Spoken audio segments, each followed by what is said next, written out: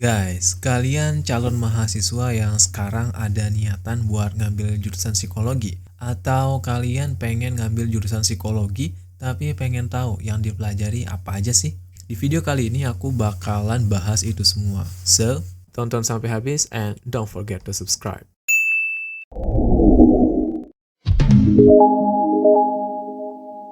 Oke, jadi di video kali ini aku bakal bahas tentang beberapa poin ya. Yang pertama, mata kuliah apa aja sih yang dipelajari di semester 1. Kedua, rekomendasi buku yang perlu kalian baca. Nih, buat kalian yang tertarik dengan buku-buku yang bakal aku rekomendasiin, kalian bisa langsung cek di deskripsi video ya. Di situ sudah ada linknya. Untuk referensi yang aku pakai, ini adalah buku panduan akademik Fakultas Psikologi dan Ilmu Sosial Budaya di Universitas Islam Indonesia Yogyakarta. Dan buat kalian yang tidak berencana untuk kuliah di situ, kalian tenang aja dan bisa banget kok buat ngikutin video ini karena pada umumnya apa yang dipelajari itu sama ya dan biasanya hanya berbeda di nama mata kuliah saja. Oke, untuk mata kuliah yang akan kita pelajari di semester 1 kalau kalian mengambil jurusan psikologi.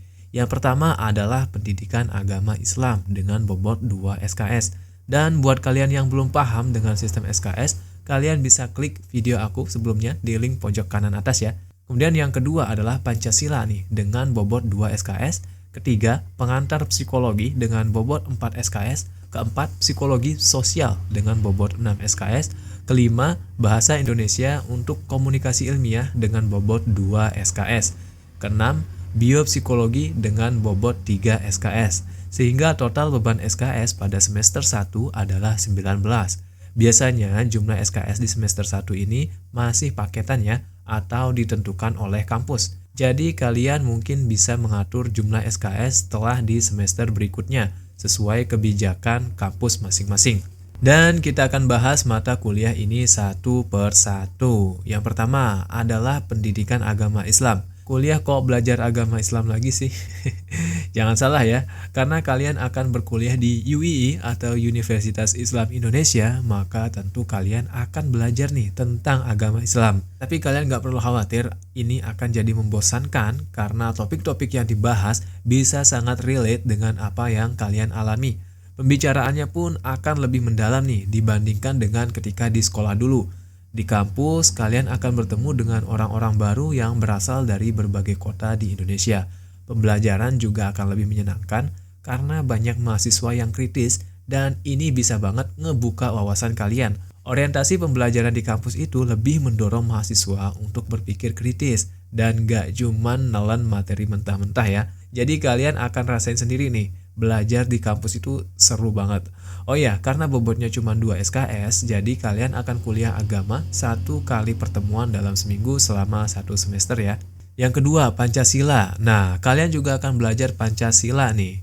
Pengalaman aku dulu, belajar Pancasila di kampus itu akan bertitik berat pada implementasi dan bagaimana berlogika berlandaskan Pancasila. Nah loh, gimana tuh? Apa kalau keluar kelas langsung auto jadi Rocky Gerung ya? Jadi gini nih, kalau di sekolah dulu kalian terbiasa menghafal tentang nilai-nilai Pancasila dan sebagainya, namun di kampus kalian akan belajar bagaimana menerapkan nilai-nilai Pancasila. Kalian juga akan diajak berpikir kritis seperti mengkritisi kebijakan-kebijakan saat ini dan bagaimana pemerintah seharusnya bertindak.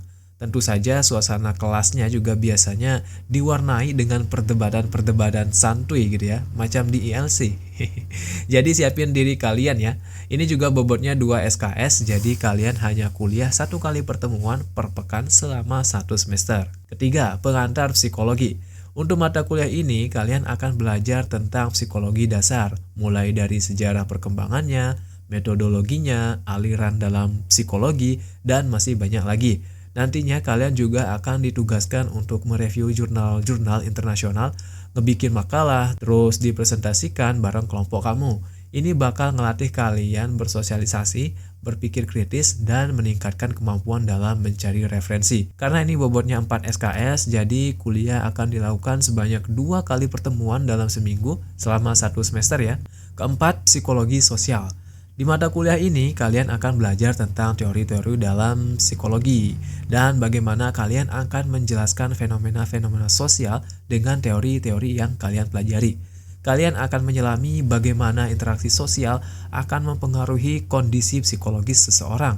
Bobot SKS untuk mata kuliah ini juga cukup banyak ya, yaitu 6 SKS. Jadi kemungkinan kalian akan kuliah sebanyak 2 atau 3 kali pertemuan dalam seminggu. Kelima, bahasa Indonesia untuk komunikasi ilmiah. Untuk mata kuliah ini aku yakin kalian pasti geleng-geleng dengernya gitu ya. Udah kuliah kok masih belajar bahasa Indonesia sih gitu kan. Lahir di Indonesia, gede di Indonesia, tapi masih belajar bahasa Indonesia. Tapi tenang aja guys, bahasa Indonesia yang kalian pelajari di sini itu berbeda dengan yang kalian pelajari sewaktu sekolah dulu. Di mata kuliah ini kalian akan belajar tentang penggunaan bahasa baku untuk penulisan ilmiah. Seperti bagaimana menulis paper ilmiah, memilih narasi, mencari referensi, penulisan referensi, sitasi, dan lain sebagainya. Biasanya mahasiswa juga nanti akan diberikan proyek kelompok untuk menulis suatu karya, baik itu buku, paper, dan lain-lain. Untuk mata kuliah ini bobotnya 2 SKS, jadi kalian hanya akan kuliah tatap muka 1 kali dalam seminggu selama 1 semester. Keenam, biopsikologi. Ini juga biasanya disebut psikologi faal. Mata kuliah ini menggabungkan antara ilmu biologi dan psikologi.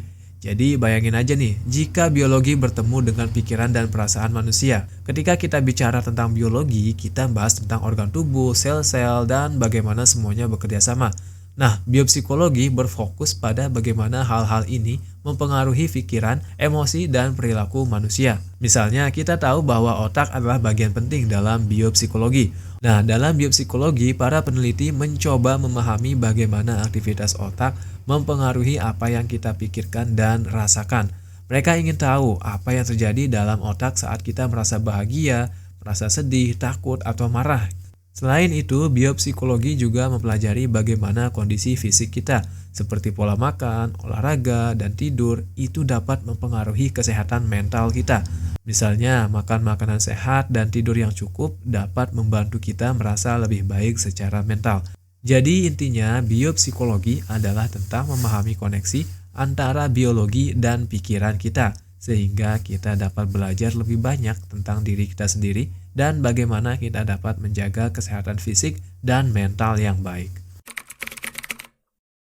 Sebagai mahasiswa, kalian sekarang mesti biasain baca buku ya. Suka nggak suka, wajib perbanyak membaca biar nggak ketinggalan. Kalian nggak harus beli, coba cari deh di perpustakaan kampus kalian. Siapa tahu buku ini juga ada di situ ya. Nah, ini dia rekomendasi buku buat kalian. Untuk pendidikan agama Islam, kalian bisa cari buku tentang pengantar studi akidah Islam oleh Profesor Fr. Umar Sulaiman. Kalian juga bisa banget nih baca buku tentang manusia dalam perspektif pendidikan Al-Quran. Buku ini membahas tentang pemahaman mengenai dasar-dasar Islam, termasuk keyakinan, ibadah, dan etika. Kemudian yang kedua, untuk Pancasila, kalian bisa baca buku ini ya. Yang pertama, Filsafat Pancasila oleh Profesor Dr. Kailan MS atau Pancasila Moderasi Negara dan Agama sebagai landasan moral bangsa. Buku-buku ini akan memberikan gambaran yang lebih luas lagi mengenai Pancasila untuk memperkaya wawasan kalian. Yang ketiga, untuk mata kuliah pengantar psikologi, kalian wajib banget nih baca buku ini ya, karena buku ini juga menjadi pegangan dosen-dosen buat ngajar. Nah, ini judulnya Psikologi Umum oleh Laura E. King. Buku ini ngebahas tentang psikologi dasar dan kasus-kasus yang bisa kalian gunakan untuk menambah pemahaman kalian. Kalau nggak dapet buku ini, kalian bisa baca buku Segala Sesuatu Yang Perlu Anda Ketahui Tentang Psikologi by Alan Porter ini ya. Ini adalah buku rekomendasi banget buat kalian yang baru akan belajar psikologi. Kalian bisa dapetin buku-buku ini di toko-toko buku terdekat atau di perpustakaan kampus kalian. Untuk psikologi sosial, kalian bisa baca buku Teori-teori Psikologi Sosial by Sarlito Wirawan atau Pengantar Psikologi Sosial by Profesor Dr. Suryanto.